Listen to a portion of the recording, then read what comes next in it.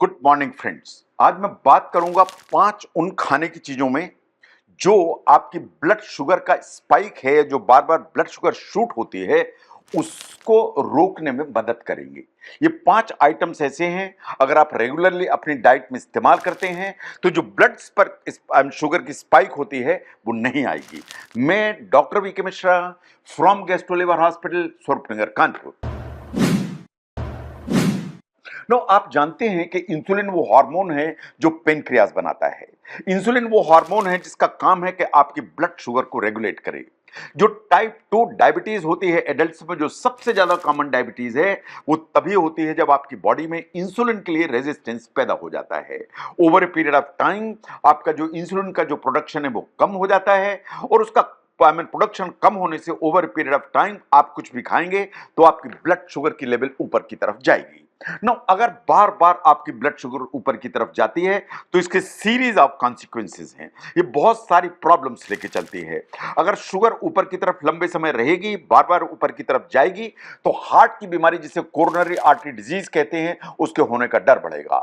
जो ब्रेन की प्रॉब्लम जिसे स्ट्रोक कहते हैं उसके आने का डर बढ़ेगा। किडनी फेलियर की जो रिस्क है वो हमेशा ज्यादा हो जाएगी। इनफैक्ट अगर आंखों पर असर आया तो रेटिनोपैथी होने से ब्लाइंडनेस का जो खतरा है वो बढ़ जाएगा। तो अगर हम 5 आइटम्स को ध्यान से देखें, उनको एक एक करके बिल्कुल ध्यान से देखिए।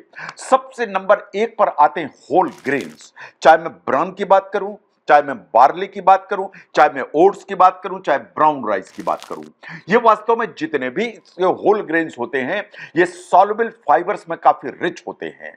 जब आप खाते हैं तो काफी देर तक आपका पेट भरा भरा रहता है और आपको एक फुलनेस की फीलिंग देते हैं।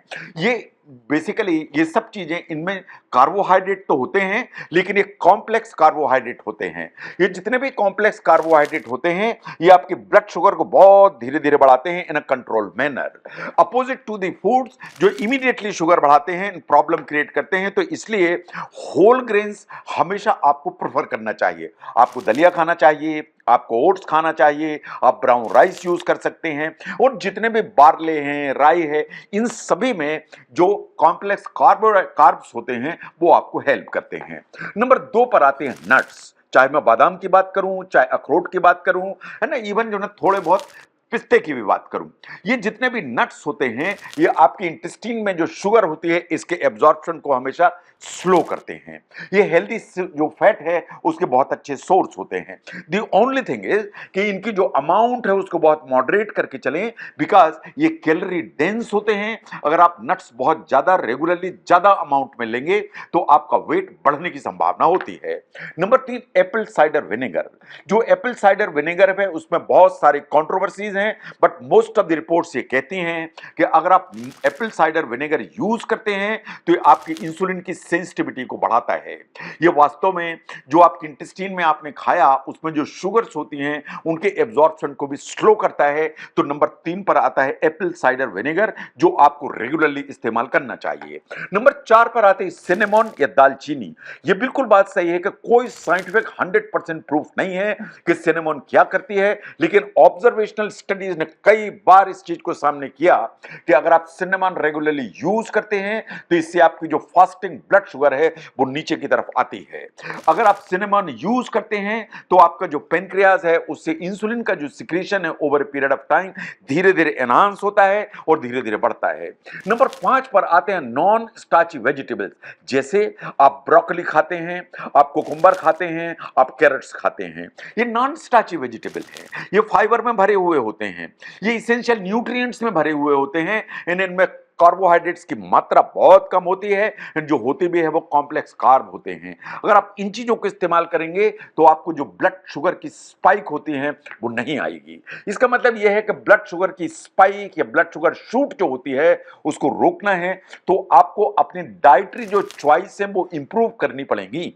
अगर आप डाइटरी चॉइसेस को इंप्रूव करेंगे तो इससे फर्क पड़ेगा। लेकिन डाइटरी चॉइसेस के अलावा अगर ब्लड शुगर को ठीक मेंटेन करना है, आपको स्पाइक बढ़ाने हैं, तो एक्सरसाइज दूसरा एंगल है जो आपको ध्यान देने की जरूरत है। जो स्ट्रेस मैनेजमेंट है वो तीसरा एंगल है जो आपको ध्यान देने की जरूरत है। और जो लाइफस्टाइल चॉइसेस हैं उनको आप इग्नोर नहीं कर सकते, चाहे वो अल्कोहल हो, चाहे वो स्मोकिंग हो, चाहे आपकी सीडेंटरी हैबिट्स हो, उनको आपको ध्यान देने की जरूरत है। तो आपको डाइट में चेंजेस चाहिए, चाहिए ताकि ब्लड शुगर स्पाइक ना हो, आपको एक्सरसाइज चाहिए ताकि ब्लड शुगर स्पाइक ना हो, स्ट्रेस कंट्रोल चाहिए ताकि ब्लड शुगर स्पाइक ना हो, इन लाइफस्टाइल चॉइसेस भी इंपॉर्टेंट हो जाती हैं। इसके अलावा आपको रेगुलरली अपनी ब्लड शुगर और कोलेस्ट्रॉल को भी मॉनिटर करना चाहिए। तो खाने में वो क्या चीजें हैं जिन्हें आप अगर अपनी डाइट का हिस्सा बनाते हैं रेगुलरली, तो ये जो ब्लड शुगर शूट करता है बार बार, इसको कंट्रोल करने में हेल्प करेंगी। इसको समझने में इस वीडियो ने आपकी मदद की, जरूर शेयर करें। मैं doctor V K Mishra from guest liver hospital, Swaroopnagar, Kanpur. Thank you very much.